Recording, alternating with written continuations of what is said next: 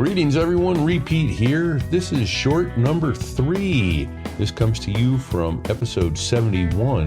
They were going to die anyway with Taco. We hope you enjoy this. Please be sure to share this and the entire show. So there I was with everybody that you know that loves a good aviation story. So there I was.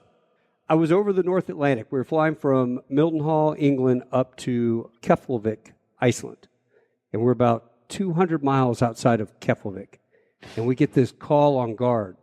And it's like this. Marine tanker on guard, Spade 16, how copy? And everyone's up there just jaw-jacking, talking. As they continue talking, the FO, the co-pilot, I'd gotten out of the seat. The AC had gotten back in. Aircraft commander had gotten back in the left seat. I'd been riding in the left seat. He was back sleeping. He comes up, taps me on the shoulder, says, hey, get out of the seat. And I'm like, yes, sir. So I get out. My buddy, let's just call him Tony, is sitting in the right seat. And the guy goes, Marine tanker, on guard, Spade 16, how copy? And everyone's still talking. Tony goes, shh. Hey, did you guys hear that? Hear what? And everyone got kind of quiet for a second. And you hear, Marine tanker, on guard, Spade 16, how copy? And Tony jumps on the radio and goes, hey, Spade 16, you got Otis 23, go ahead. And Bernie, the aircraft commander, turns to me and turns to him and says, I got this. I got this. Don't worry about it. Hold on a second. Hey, Spade 16, come up 343.2, whatever, switch. And so he switches freak, and he goes, hey, Spade 16, you got Otis 23, what can we do for you? And the guy's like, oh my God, are we so glad to see you. We're up here, we're F-14, we're on cap, and we lost our INS's dumped, and we need a DF steer back to Keflavik, and can you guys spare some gas? We're like, what? And anyway, he turns around, looks at Navigator, hey, how far do we have to go? How much gas can we give? And so he comes up with the number, and the engineer, everyone's kind of getting together, doing their stuff. Engineer leans over, and he goes, hey, sir, I hate to tell you, but the number 2 basket is the helo basket, and the number 1 basket is written up as bad. And he goes, well, this is an emergency situation. This guy needs gas, so we'll just give it a try.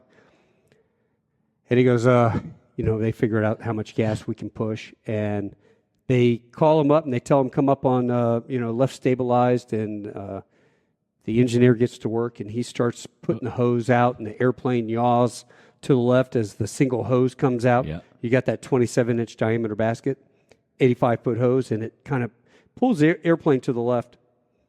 Well, I'm sitting there, and I'm a single lieutenant back in the 90s, and I had bought a slim cam VHS recorder, and I had taken the headsets and reversed them as like microphones up into my headset, so I can record the conversations going on, the ICS and the radios.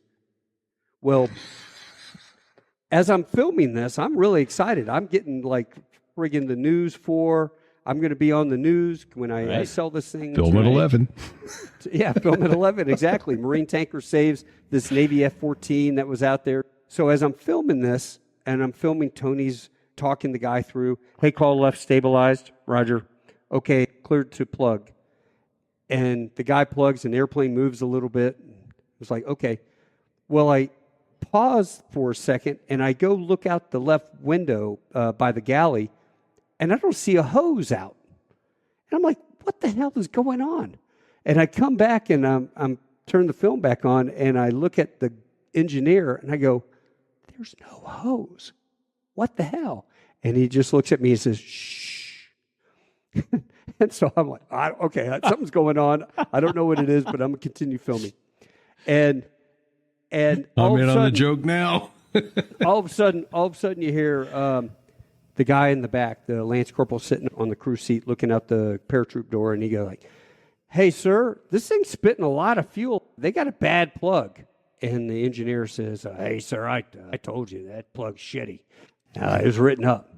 And he goes, yeah. So Bernie gets on there, and he's got this real heavy accent, and he's like, hey, Spade 1-6, pull out and we'll try to readjust the hose and try it again. And so the guy's like, roger that. Well, as he unplugs, he goes, unplugging. All of a sudden, the guy in the back goes, holy shit, sir. It is spewing a ton of gas right down that guy's intake. And then, then you hear the F-14 pilot go, Mayday, we're on fire. We're on fire. Eject, eject, eject. And Tony's in the right seat, and his eyes are about this big. Bernie looks to the left, pulls his glasses off, looks out, looks back out, goes, holy shit, mark this position. And the navigator's doing his stuff, and the loadmaster, hey, get on the radio, call Keflavik on the HF. Tell him that that F-14 just went down, blah, blah, blah, blah, blah. And the guy's like trying to call Keflavik on the HF, and we're doing a turn. We're starting to turn. Well, there was a cloud deck maybe 1,000, 2,000 feet below us. And he goes, hey, where'd he go? Oh, that F-14 went through the cloud deck, sir. It was like, holy shit. So we spin it around, and you can't see anything. There's no smoke, no jet, nothing. And we're coming around, and we're doing our stuff, and so we start talking about what can we do for these guys. We could throw the rafts out. If we got down low enough over the water, we could open up the ramp and tail and throw the 7-man raft out because they're over the North Atlantic, and it's cold. You know, there's no way these dudes would last more than 15 minutes, even in the poopy suits. And as we're sitting there flying along, all of a sudden the ELT goes off. And you hear the ELT going off. And it's like, holy shit, these guys are in the water now, you know, because it's saltwater activated. And now we're talking about, okay, how much gas do we have? And how low is this cloud deck? I mean, can we descend not knowing altimeter, and how long before you could impact the water? I mean, there were a lot of what ifs. So we're going through all the scenarios. And finally, Bernie looks at everyone and goes, guys, and he's just dead serious. He says, look, we got an issue here. We gave these guys gas on a bad hose, right? So now when we get back, we're going to get fee-nabbed. They're going to take our wings away. Now, I've been flying for a long time. I'm a passed-over major. It doesn't matter to me. But he looked at Tony and he goes, you and Taco, you guys, you're brand new lieutenants in the fleet. You guys, you're never going to fly again. You're going to go be a comm officer or something, you know. Just, I don't know. I just don't know. And everyone got kind of silent. And the warrant officer navigator, who was the instructor for the young guy, he comes on the ICS and goes, what are you suggesting, sir? And Bernie goes, you know what? I hate to say it. Fuck them. They were going to die anyway. And everyone's eyes kind of got big. And he goes, I'm telling you, these guys were going to lose, run out of gas. They were going to crash out in the middle of North Atlantic. They'd freeze their balls off and die of exposure. So, why should we lose our careers over a couple jet guys? Fuck them. Fuck those guys. And so it goes through the crew, right? There's about 12 of us because there's a training flight.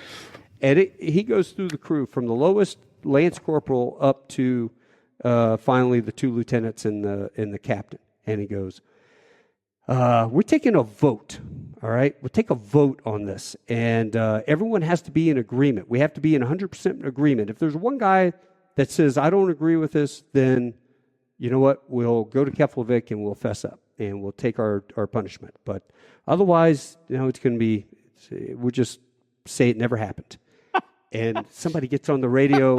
I think it was the loadmaster's like, sir, we're going to be up there for 2 weeks. That's going to be really tough to read that in the base newspaper, and the wife and the kids don't know what happened to their spouse, and they just disappeared over the North Atlantic. And he goes, it's like freaking UFOs, boys. Shit happens all the time. I mean, those guys just disappear. People disappear all the time. And in South America, you don't know where they go. They just disappear.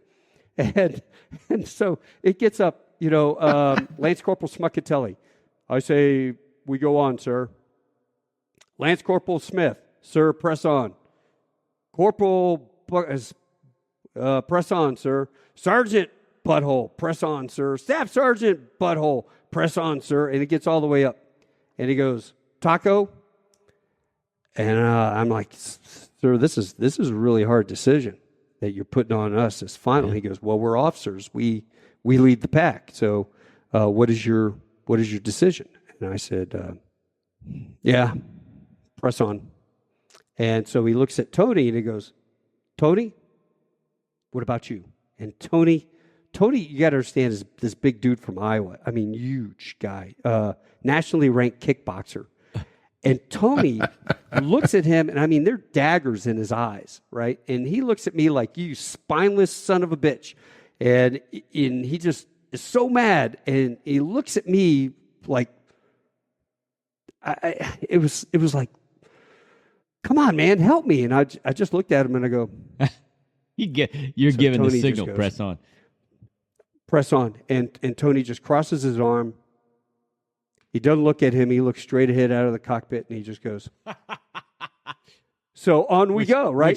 For the listeners, he's giving the press ahead signal, straight ahead. Yeah, I'm giving straight ahead. Keep going. And Tony is sitting there, and he's steaming, and the entire crew is quiet. There's not a word spoken. And Bernie looks over and goes, you know what, Tony, I can sense a little tension. Why don't you get out of the seat and put Taco in the seat? And Tony undoes the release, and the seat slams back. And as he's about to get out, Bernie reaches over and grabs him and goes, Tony, welcome to Herc's. That was just a drill. There was no F-14. And he's like, what? And everyone's like, congrats, man. They're all patting him on the back. And then, he's thinking, they're lying to me, man. They're trying to get me to, feel better about it. And then they're just like, no, dude, we do this to every nugget. You just happened to be in the seat. Mitch was in the left. You were in the right. You had to bite the bullet. Sorry about that. And then he goes, dude, it sounded so real. And then all of a sudden you hear the guy in the back puts his oxygen mask on and goes, hey, Marine tanker, this is Spade 16. Hey, do you think you could send some pizzas down here? It's kind of cold, And so we start laughing. He goes, but what about the ELT? Well, they took an ELT out of the May West. Survival radio? They put it in test mode, survival radio, and they hit it. And that's what gave off over the radio. Gosh. So they can hear on the guard frequency of the locator. My God. So, and that is how all great aviation tales begin, and in this case ends. Practical joke played on the first officer. Oh, even better. Okay, hold on. We'll get to it. Hey, everybody, repeat here. We have with us a special guest tonight. We got to tell you no one even knows who you are yet. So repeat here, coming to you from New Hampshire, Cohurst Fig. Hanging out here in Kearney, Missouri for a couple more days. It is our pleasure to introduce to you Taco. And that is a great story, Taco.